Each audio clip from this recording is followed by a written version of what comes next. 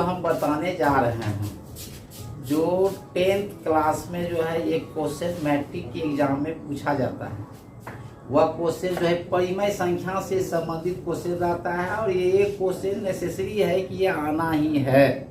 तो उसी के बारे में बच्चों को जो है हम जानकारी देना चाहता हूँ कि परिमेय संख्या को हम कैसे समझेंगे कि ये परिमेय संख्या है, तो उसी चीज़ के बारे में हम बता रहे हैं। और जो बच्चे सब इनको अगर परिमेय संख्या की परिभाषा भी देंगे, उसके बाद ये भी बताएंगे कि परिमेय संख्या को हम किस तरह पकड़ेंगे कि ये परिमेय संख्या है। और इस संख्या से एक सवाल बोर्ड एग्जाम में अनिवार्य है कि रहेगा ही।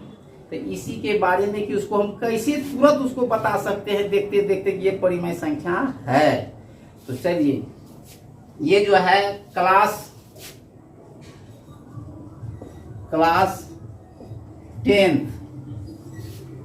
ये मैट्रिक की परीक्षा में ये परिमेय संख्या से एक क्वेश्चन आता ही है, इसी के बारे में हम आज दे रहे हैं। तो सबसे पहले हम जानते हैं कि परिमेय संख्या का परिभाषा को देखना पड़ेगा कि परिमेय संख्या का परिभाषा क्या है। तो देखिए, ये है परिमेय संख्या, वैसी प्राकृत संख्याएं जो p/q के रूप में व्यक्त हो उसे परिमेय संख्या कहते हैं। इससे ये क्वेश्चन मैट्रिक का एग्जाम में रहना है।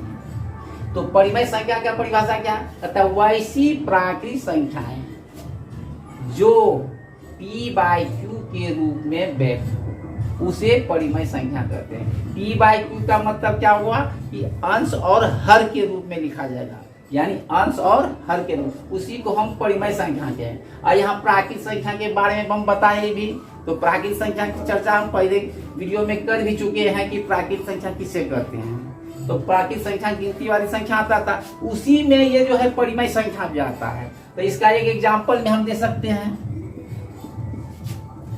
एग्जाम्पल में दे सकते हैं 4/, अगर 2 लेते हैं, 6/3 लेते हैं, 9/2 लेते हैं। तो ये सब मेरा क्या है? परिमेय संख्या है, यानी p और q के रूप में है, यानी p/q के रूप में। इससे ये क्वेश्चन जो है रहेगा। तो अब ये भी प्रश्न उठता है, ये तो p/q के रूप में है, कभी कभी जो है वर्गमूल में परिमेय संख्या कर देता है। तो उसमें ये भी देखा जाता है, अगर इसको पूछा जाए कि 25/36 √25/36, क्या इसको हम परिमेय संख्या कह सकते हैं? तो हाँ, इसको हम परिमेय संख्या कह सकते हैं। जिसका जो है वर्गमूल निकल जाता हो तो उसको हम परिमेय संख्या कहेंगे। अगर इसका वर्गमूल नहीं निकलता तो परिमेय संख्या नहीं करते हैं। तो ये परिमेय संख्या का परिभाषा हो गया। तो इसी में एक प्रश्न क्या होगा कि आवर्त में भी जाता है, एक क्वेश्चन आवर्त में रहता है। तो ये परिमेय संख्या का तो परिभाषा हो गया, परिमेय संख्या के बारे में जान गए, जो p/q के रूप में लिखा जाएगा। अब हम आवर्त के बारे में बताते हैं। ये आवर्त,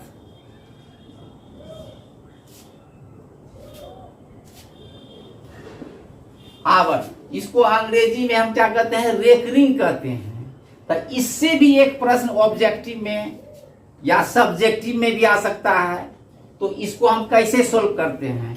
तो ये आवर्त, आवर्त का संकेत होता है, ये ऐसा लिखेगा या ऐसा लिखा, ये अंक पर लगा हुआ रहेगा।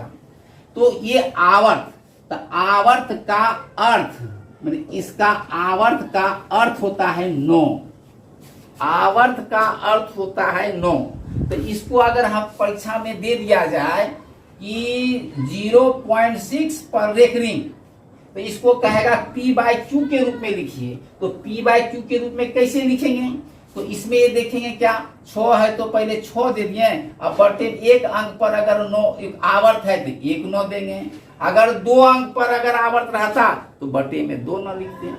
तो ये हुआ 6 बटे 9। अगर ये जो है कट रहा है किसी भी अंक से तो कटा सकते हैं। तो हम देख रहे हैं ये 3 से कटता है, 3 दूनी 6 और 3 तिया 9, यानी 2 बटे 3। तो ये पी बाई क्यू के रूप में हो गया।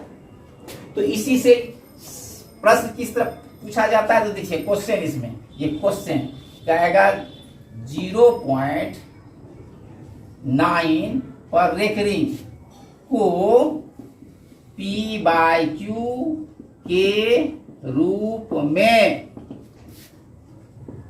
व्यक्त करें। जैसे हम ऊपर ये सवाल समझाए हैं उसी तरह ये क्वेश्चन है कि आप विद्यार्थियों के बीच में ला रहे हैं कि प्रश्न किस तरह पूछा जाता है। कहता है 0.9 पर रेकरिंग को पी बाई क्यू के रूप में व्यक्त कीजिए। तो अब हम देखते हैं क्या 0.9 पर अगर रेकरिंग है तो हम 9 लिए और एक अंक पर आवर्त है 1 9 हो जाएगा, ये 9 कट जाता है तो 1 हो गया।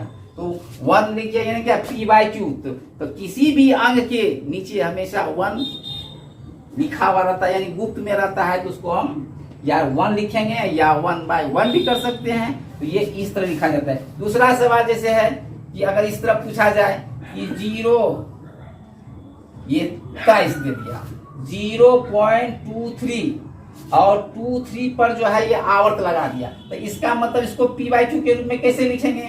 तो देखते हैं क्या, ये पूरा अंक ले लिए 23 और 2 अंक पर जो है क्या है आवर्त है, तो 2 9 हो गया।